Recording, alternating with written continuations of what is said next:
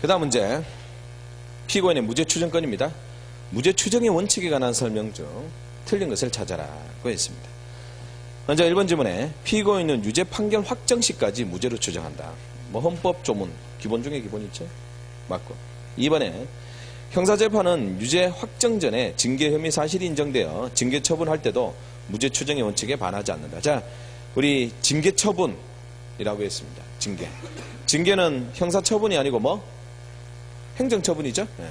그래서 행정 처분이기 때문에 형사 처분과 중복됩니까? 중복되지 않습니까? 중복되지 않는다. 이렇게 되죠. 그렇기 때문에 징계 처분하고 나서 형사 처분하더라도 상관이 없습니다. 그렇죠?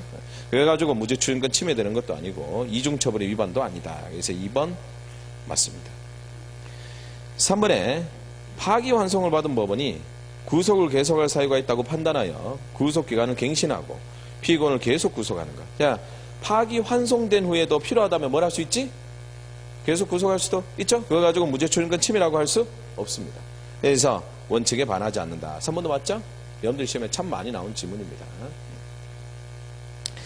4번에 공소장 공소사실 첨부리에 피고인 특정을 위하여 피고인이 전해받은 소년무 송치처분을 기재했다. 자, 공소장에 정가 기재했다 하더라도 그거 가지고 무죄 추정권 반하는 것도 아니죠. 공장 1번주 위반도 아닙니다. 그래서 무죄 추정권 반한다라고 틀렸고 이거 가지고 공장 1번주 위반도 아니다. 이렇게 되죠. 뭐 아주 쉬운 문제였습니다. 그래서 답은 4번이고 근데 조문을 한번 확인해 봅시다. 우리 헌법 27조 4항을 보시면 조문 박스 형사 피고인은 유죄 확정 시까지 무죄로 추정된다. 피고인의 동그라미 해두시고 그 다음에 형사소송법 275조의 2 피고인은 유죄 확정 시까지 무죄로 추정된다. 그것도 피고인의 동그라미하고 그렇다시피 우리 조문은 누구에 대해서만 무죄 추정권을 얘기하고 있습니까? 피고인. 그러나 실제 해석은 누구한테도 적용되죠? 피의자까지도 적용된다. 그래서 조문에는 피고인만 나와 있지만 해석은 피의자까지도 적용된다. 됐습니다.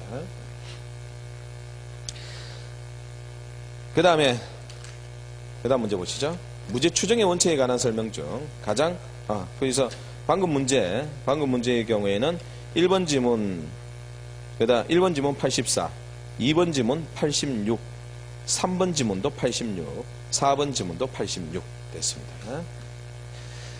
그 다음 문제, 무죄 추정의 원칙에 관한 설명 중 가장 적절하지 않는 것은 1번 지문, 앞에서 나왔던 징계죠? 징계 처분. 징계 처분 가지고 무죄 추정에 반하지 않는다. 두 번째 줄이죠? 줄 쳐주시고 맞습니다. 2번 지문에 수사재판 단계에서 유죄가 확정되지 않는 미결 수용자에게 재소자 오류를 있게 했다. 핵심은 뭡니까? 수사 및 재판 단계 현강변하시고 그 다음에 우측에 재소자 오류 있게 했다. 줄 쳐두시고 자, 수사재판 단계에서 재소자 옷을 입혔습니다. 그는 무죄 추정 원칙에 반합니까? 반하지 않습니까? 반한다 이렇게 되죠? 그래서 반하지 않는다라고 틀렸죠? 그래서 수사재판 단계에서 재소자 오류를 착용하는 것은 무죄 추정의 원칙에 반한다. 그래서 2번 틀렸습니다. 그러나 옆에다가 적어두시면 그러나 시설 내라고 적어야 되겠죠? 시설 내에서 재소자 오류 착용하는 것은 침해가 아니다. 시설 내에서 재소자 오류 착용하는 것은 침해가 아니다. 그렇죠? 시설 내에서 재소자 오류 착용하는 것은 침해가 아니다. 이렇게 되죠. 왜 시설 내라고 하면 교도소나 구치소 시설 내니까 그때는 미결수라 하더라도 재소자 오류를 착용해도 됩니다. 그럼 무죄 추정권 침해가 아니다. 됐습니다. 자, 그렇게 해서 2번만 틀렸습니다.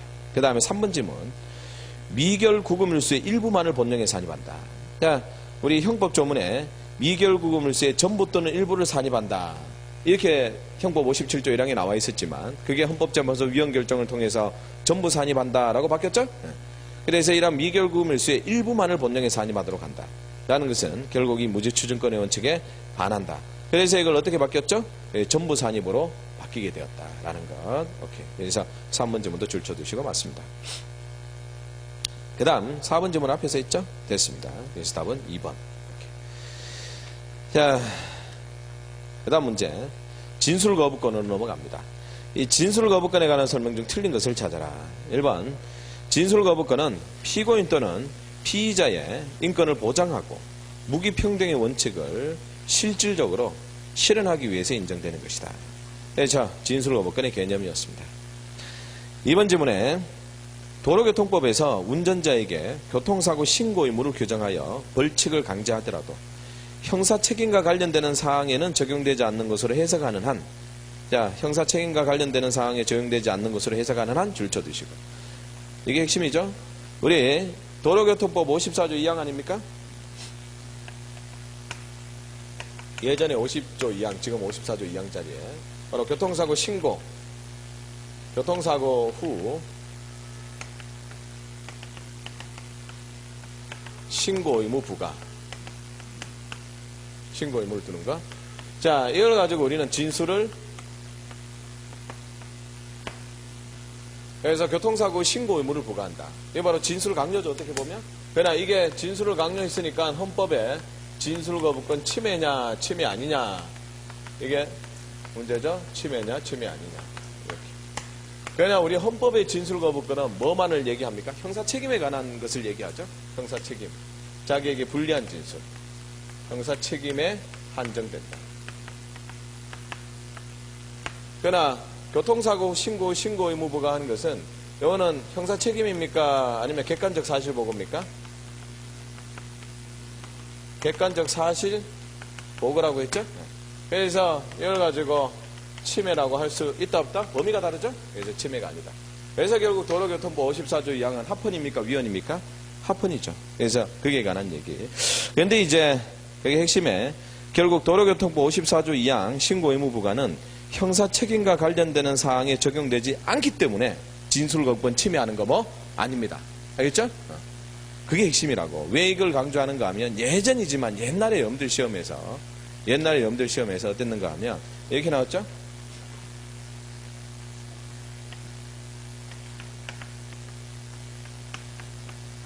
형사 책임과 관련된 사항을 규정한다면 그것은 바로 진술거부권 헌법 위반이다.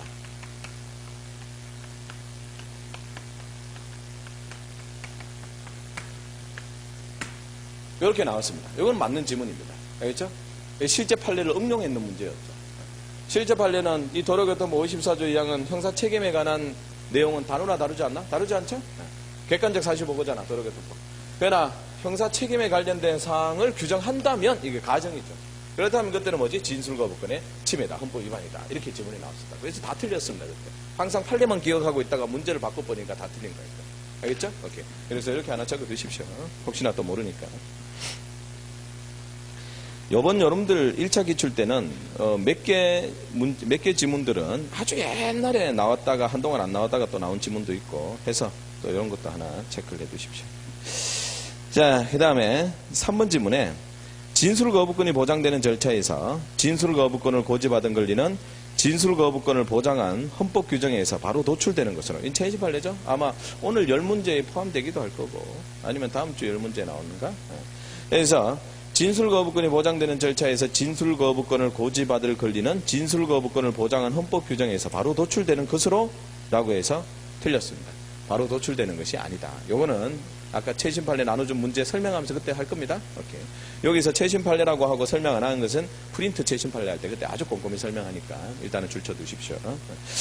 자, 그래서 바로 도출되는 것 아니답니다.